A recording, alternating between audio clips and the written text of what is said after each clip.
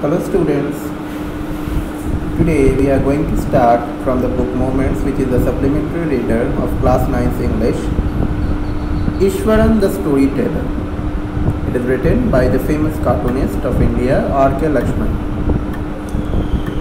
So, it is about the art of storytelling. This story talks about the art of storytelling, which is very interesting. Now, storytelling is actually an art which raptures our attention. Stories are generally constructed with the ideas that comes in our mind. Right? It is just a connection of the beautiful ideas that come out of our own personal experiences that we daily experience throughout the world. Right? We communicate with a lot of people. We mix with a lot of people. We see a lot of things happens even, right? So in the imagination we think about them, and with this imagination and thought process and with our daily interactions comes our ideas. And when these beautiful ideas are narrated in the form of a story, then the story becomes interesting. But how to make the story interesting? You can write that story very well, but when you are telling it, when other person is listening it, then you have to use some special effects for this, so that the other person will feel interested in listening your story. So in this story by R.K. Lakshman, Ishwaran the Storyteller, we will see that this cook called Ishwaran is having exactly all the qualities that makes up a very good storyteller. And how does he collect the ideas? We will get to know this in the story. So first let us know who R.K. Lakshman was.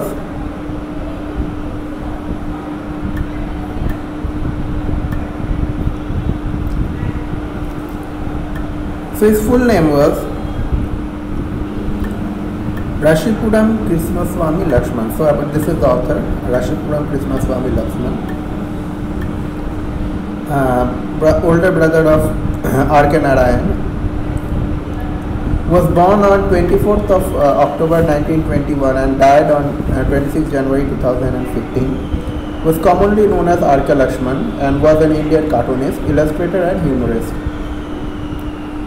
He is best known for his creation, The Common Man, and for his daily cartoon strip, You Said It, in the Times of India, which started in 1951. So in Times of India, this man used to make cartoons. Okay, and if you have gone through this and various cartoons, just make a search in Google and see R.K. Lakshman's cartoons.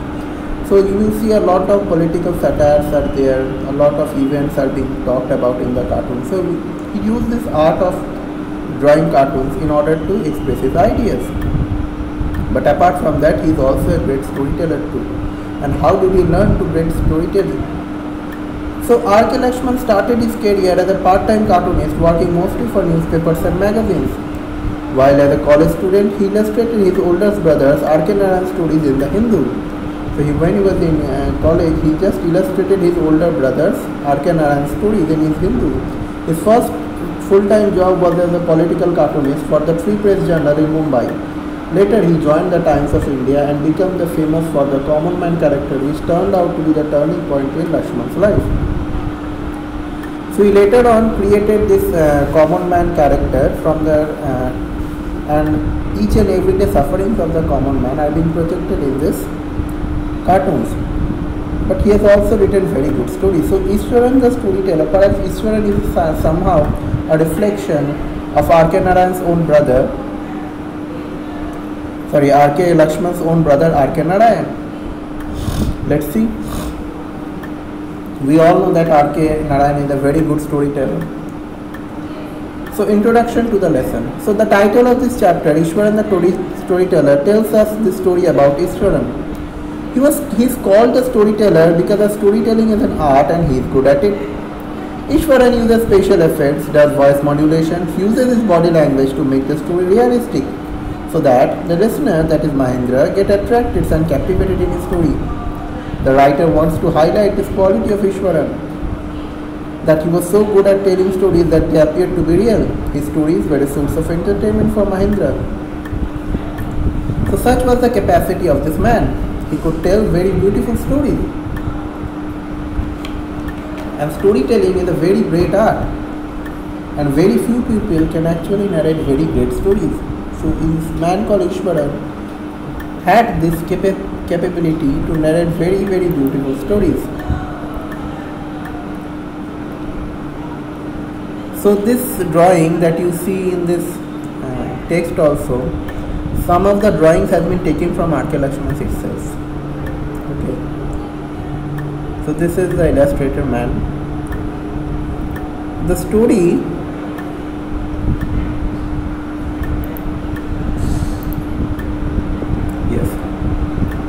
So the story was narrated to Ganesh by a young man, Mahendra by name.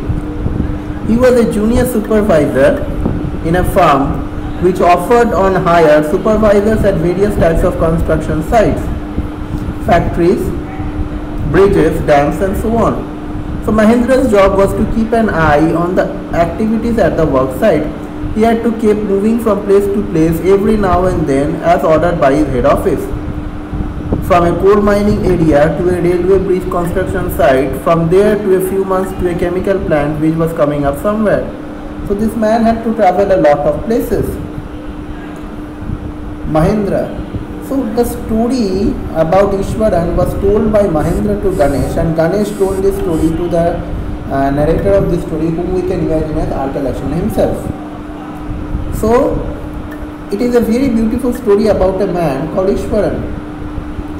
And the man had to move from Mahendra, for the cook, for whom the Ishwaran was the cook. Mahendra had to move from various places, and he was a busy man. He was a junior supervisor at a company, and which hired supervisors at various places so that the job can go on. So this is the profession of the man, and the man had to move to a very lot of places. Okay. The best thing about this man is that the man was a bachelor, and the bachelor's life is full of adventures. Let's see. He was a bachelor.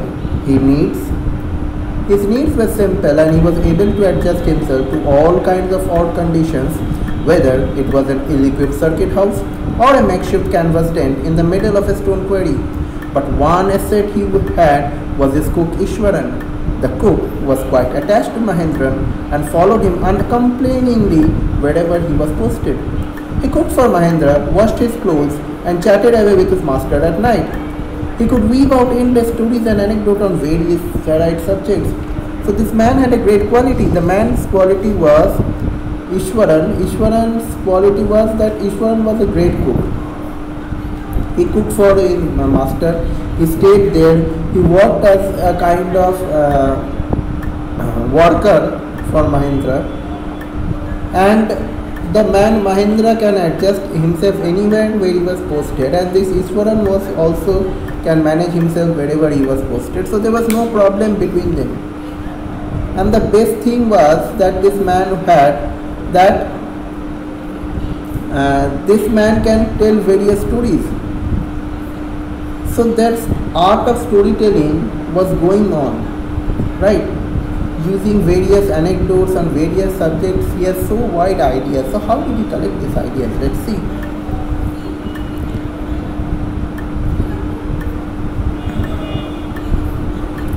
Ishwaran also had an amazing capacity to produce vegetables and cooking ingredients, seemingly out of nowhere, in the middle of a desolate landscape with no shops visible for miles around. He would miraculously conjure up the most delicious dishes made with fresh vegetables within an hour of arriving at the zinc shaped shelter at the new workplace. So Ishwaran had this amazing capacity to produce vegetables wherever he can go. So he believed in fresh vegetables, and when no shops are have around, and he could cook various delicious meals out of those vegetables. Okay, so within an hour. So this man Ishwaran is exactly doing the job of a wife, right? He's cooking meals, he's talking, but Ishwaran was a storyteller in general. So this is a bachelor's man's life. Both are bachelors. Let's see. How was Mahendra's life? So Mahendra would be up early in the morning and leave for work after breakfast, and would tidy up the shed. Meanwhile, and carrying some prepared food with him. So Mahendra had to go to work. He had to carry some tiffin with him. Meanwhile, Ishwaran would tidy up the shed, wash the clothes, have a leisurely bath, pouring several buckets of water over his head, muttering a prayer all the while. It would be a lunch time by then. After eating, he would read for a while before dozing off. The book was usual, some popular Tamil thriller running to 100 pages, and its imaginative descriptions and narratives flourishes would hold Ishwaran in store. One thing I must say here. First of all, see, Ishwaran was a very simple man. Ishwaran was indeed a very simple man himself, like Mahendra. Mahendra could adjust anywhere, and Ishwaran also could adjust anywhere. So while Mahendra goes for work, Ishwaran's time was totally there. Means it was totally Ishwaran's time, and Ishwaran had the right to do whatever he wishes. So he would bath at that time, he would cook, he would mutter his prayers, okay, he would wash the clothes, he would clean the shed, okay, he would do all sorts of household activities as a man can do, right? And before, after, in the lunch time, after eating, he would read the Tamil thriller books which he can bring from the market. Now these type of books are available easily at that time, okay. So these are very cheap books, and these very cheap books contain the brilliant narratives and information. One thing for sure you must see, that Ishwaran and Mahendra are not means having any sort of other entertainment. They don't have a TV, they don't have newspapers like that. Whereas Mahendra would read newspaper in the office, that is a different case. But Ishwaran doesn't have that. So only thing of entertainment for Ishwaran was the Tamil thrillers, and from the Tamil thrillers he could get ideas, right? He could, the descriptions would flourish his mind, and the way of style of telling the stories in the Tamil thrillers, he would imitate that, and he would imitate that, then he would tell to Mahendra. So this is the art of storytelling. We will get to know more while we read.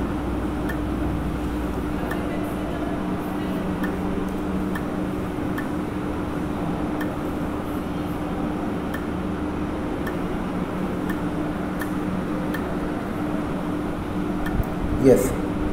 So this man's own descriptions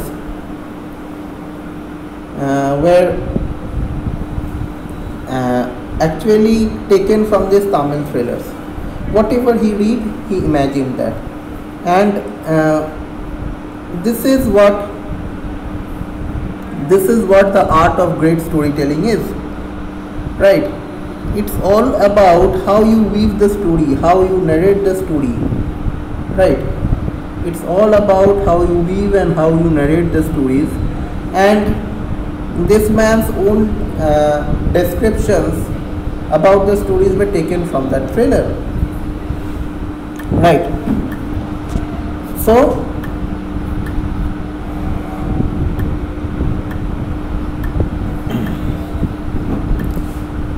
So his own descriptions were greatly influenced by the Tamil authors that he had read.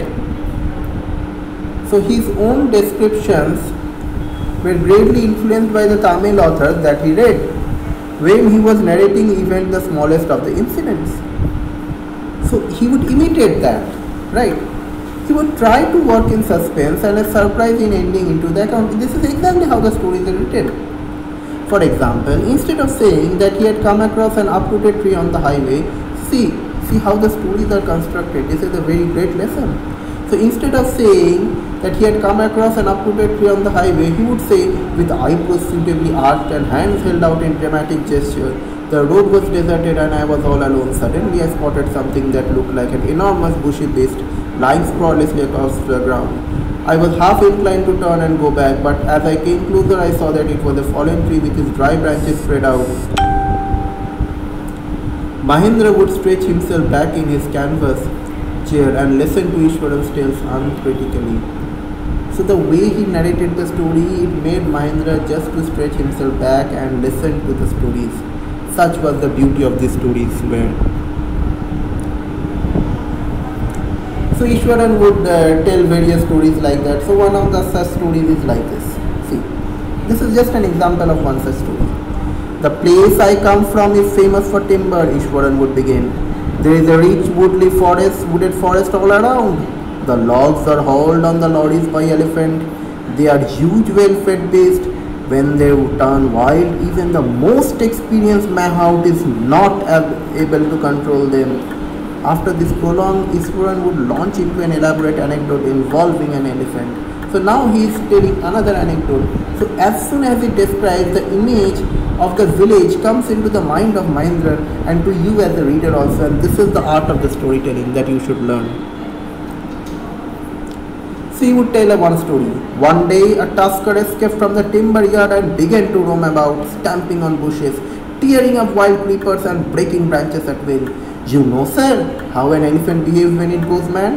Ishwaran would get so caught up in excitement of his own story that he would get up from the floor and jump about, stamping his feet in elevation and at the mad elephant. So he would enact the scenes also, and that makes the story exactly interesting. He was involved in the storytelling. He was involved in his own art of storytelling, right? So he was telling about the incident of a mad elephant now. The elephant reached the outskirts of our town, breaking the fences down like matchsticks. He would continue. It came into the main road and smashed all the stalls selling food, mud pots and clothes. People ran helter-skelter in panic. The elephant now entered the school ground where children were playing, breaking through the brick wall. All the boys ran into the classroom and shut the doors tight. The beast grunted and wandered about, pulling about the football goalpost, tearing down the volleyball net, kicking and flattening the drum kept for water and uprooting the shrubs. Meanwhile, all the teachers had climbed up to the terrace of the school building. From there, they helplessly watched the depredations of the elephant. There was not a soul below the ground. The streets were empty as if the inhabitants of the entire town had suddenly disappeared. So this was a terrible incident. The elephant is making the destruction. This is the description that Ishwaran gave to Mahendra, and Mahendra was imagining the destruction that the elephant is causing now. He was keeping thinking in mind what to do now, right? The tension is coming within the stories. How to tackle this elephant, how to stop him. He was creating so much destruction, and he came into his school. My goodness, where is the hero who will stop it? So there needs to be an entry of the hero, right? Who would stop the elephant? Somebody needs to be a hero. Who will be the hero? Let's see.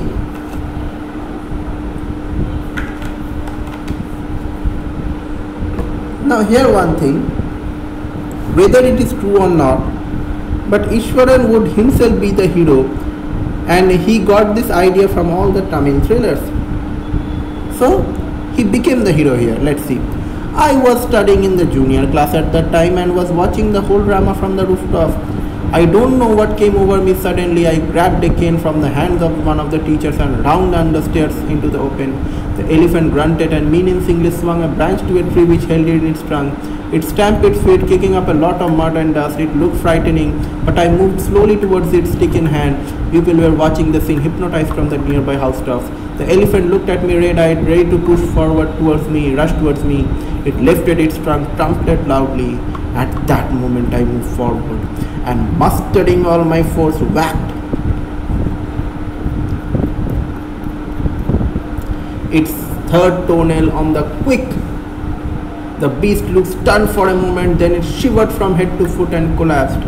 At this point Ishwaran would leave the story unfinished and set up mumbling, I'll be back after lighting the gas and warming up my dinner.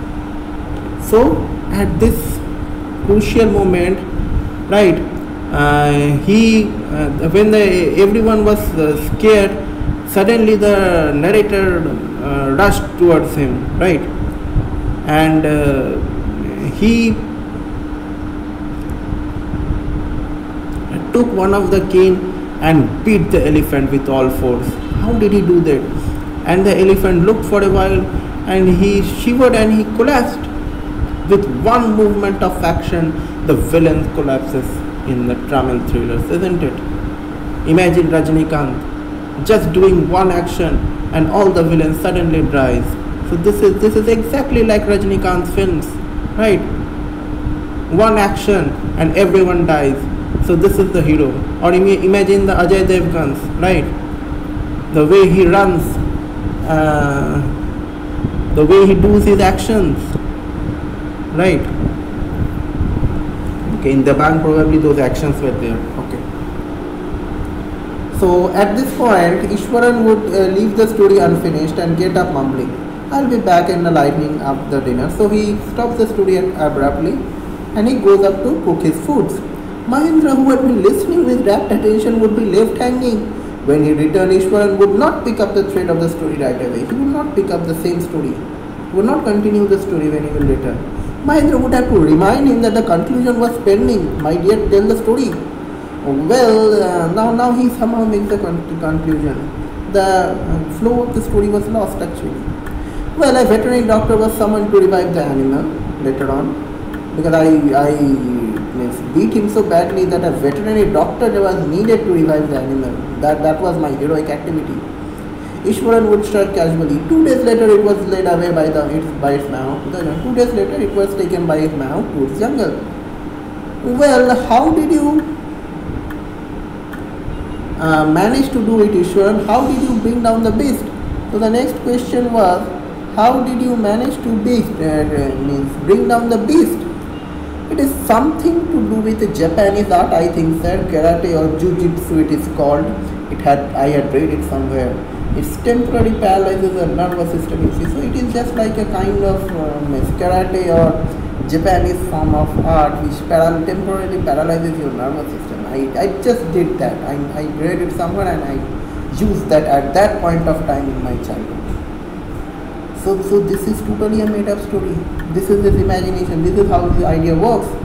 But this story was very interesting, isn't it?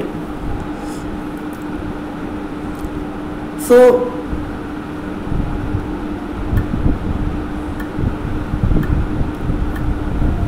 he was going on telling stories, and not a day passed without Ishwaran recounting some story packed with adventure, horror and suspense. Whether the story was credible or not, Mahendra enjoyed listening to it because of the immutable way in which it was told. Ishwaran seemed to do more than its makeup for the absence of a TV in Mahendra's living quarters. So wherever Mahendra lived, it was just like a better option than the TV. He would tell stories, and that is the art, right? That is the art actually. The art involved in the telling of the story. One morning when Mahendra was having breakfast, Ishwaran asked, "Can I make some special for dinner tonight, sir? After all, today is an auspicious day. According to the tradition, we prepare various delicacies to feed the spirits of our ancestors today, sir." So this incident, what now Ishwaran talks about, is the day probably after the Diwali, or before the Diwali, or before the Kali Puja. Okay, when it is believed that the spirits of the ancestors come into our place, or it is a special day actually. Okay, in Bengal we believe that it is just a day before the Kali Puja where ghosts come. Okay, and sometimes it is on the day of Mahalaya where we offer some food to our ancestors. Okay, but so there are various traditions when we remember our death, when we remember our past. In each and every culture it is. So in their culture it was also there. So in the tradition we have to prepare various foods and we have to feed our ancestral spirits. That is the thing. So now it is a day when the ghosts actually come down to the earth. The spirits come down, and when the spirits come down, it is a kind of ghostly atmosphere, right? So the ghost is there, right? Ghost is there. Let's see.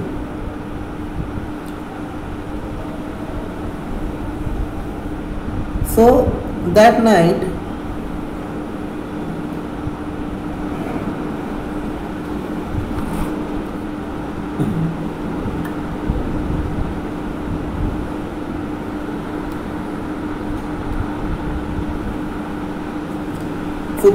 Mahendra enjoyed the most delicious dinner and complimented Ishwaran on his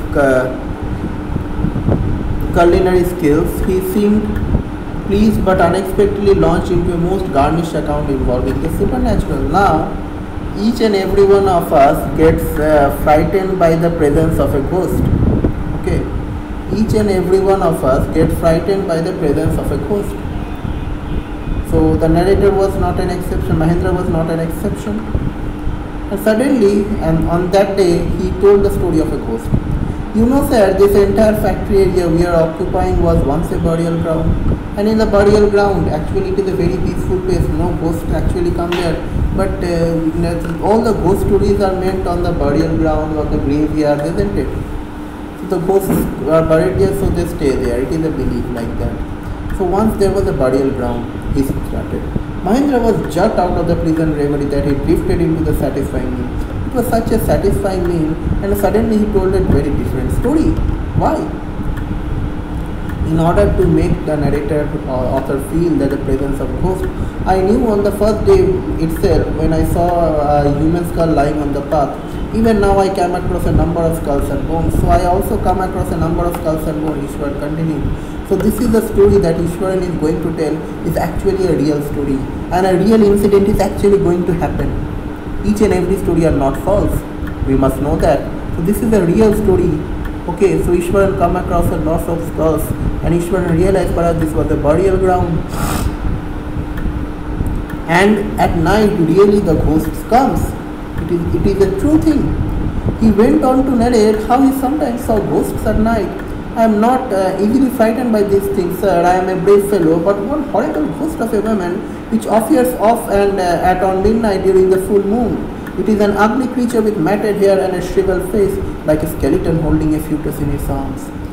So the description of ghost is horrible. At night this ghost comes, right? It is a ghost of a woman. Okay, it appears only during the full moon at the midnight. It is an ugly looking creature. Okay, the hairs are scattered, the face is wrinkled. It is like a skeleton and holding a fetus. Fetus means unborn baby. So the description of this ghost is perhaps this woman died at the time of giving birth of his child, and the woman has a lot of dreams involving with the child, and when the woman died his dreams didn't come true, and that's why the woman became a ghost and there was a dead child in his arms. Or perhaps it might also be that case that the woman committed suicide because the woman probably gave birth to a dead child and the dead child was not accepted in the family. So out of pain perhaps the woman died, or perhaps she committed suicide and that's why she became a ghost. So there can be a lot of incidents involved into this. But the fact that the ghost exists exactly like this, holding a dead child in its arm, is true. And this is what Ishwaran sees daily. Now when Mahendra is told about this story, Mahendra cannot sleep in peace. Mahendra shivered at the description and interrupted rather sharply. You are crazy, Ishwaran. There is no such thing as ghosts or spirits. So Mahendra says at first, in order to lighten up the mood, that there is no such thing as ghosts or spirits. It's all the figment of your imagination. Get your digestive system examined and maybe your head as well. You are talking nonsense. So he scolds and says, you are talking nonsense. You better have a treatment. So he left the room and retired for the night, expecting Ishwaran to sulk for a couple of days. But the next morning he was surprised to find the cook was as cheerful as Dr. ever. So that night he scolded Ishwaran and he thought that Ishwaran would be not cheerful. But the next day Ishwaran forgot everything and he was as cheerful as ever. From that day Mahendra, for all his brave talk, went to bed with a certain unease. Because he talked so bravely, he went to bed with a certain uneasiness. Every night he peered into the darkness. So every night he peered out of the darkness. Outside the window next to his bed, trying to make sure that there was no movement of dark shapes in the vicinity. But he could only see a sea of darkness with the twinkling lights of the factory miles away. He could not see any ghosts actually. He could see only the lights of the factory miles away. He had always liked to admire the milk-white landscape on the full moon nights because the romantic atmosphere. But after hearing Ishwar's story of the female ghost, he avoided looking out of the window altogether when it was full moon night. So in the full moon night, as the woman comes, perhaps the woman died on the full moon night, okay, and the ghost was visible. So he cannot enjoy the romantic atmosphere anymore when he saw the description of a ghost in a deserted and desolate place. Now they were alone in that place. Only Ishwaran and Mahendra was there. No other people was there. So if the ghost comes and kills them, who will come at the rescue? Right? And one night Mahendra really saw the ghost. How the Mahendra really saw the ghost? Let's see. One night Mahendra was woken up from his sleep by low moon close to his window. At first he put it down to a cat prowling for a mice. So there was a low moon constantly going on, and the low moon was made by the woman of ghost. The woman was crying. At first he thought that there was a crowd cat, but the sound was too brittle for a cat, but the sound was too different for a cat. It was constantly coming. He resisted the curiosity to look out the lest he wished to behold a sight which would stop a heart. So he resisted the curiosity to look. He didn't wish to look, because if he behold the sight of the ghost, he would stop his heart, he would see the ghost. But the wailing became louder and less feline. So the wailing became louder and it was less cat-like. Feline means cat-like. Okay, so feline means cat-like. So he would not resist the temptation anymore. So he needs to investigate. Lowering himself to the level of the windows, he looked out at the white sheet of moonlight outside. So lowering himself to the windowsill, he looked out to the white moonlight, and there not too far away was a dark cloudy form clutching a bundle, and Mahendra brought a cold sweat and fell back on the pillow panting. And from far away there was a dark cloudy form, and the dark cloudy form was clutching and holding something in its arms. So this was the woman ghost in the form of dark cloudy thing. So whether the woman was outside or whether the woman was inside the room, that is something. So he saw outside, right, far away, but actually the ghost was inside. Mahendra broke into a cold sweat and fell back on the pillow panting, so he was breathing heavily.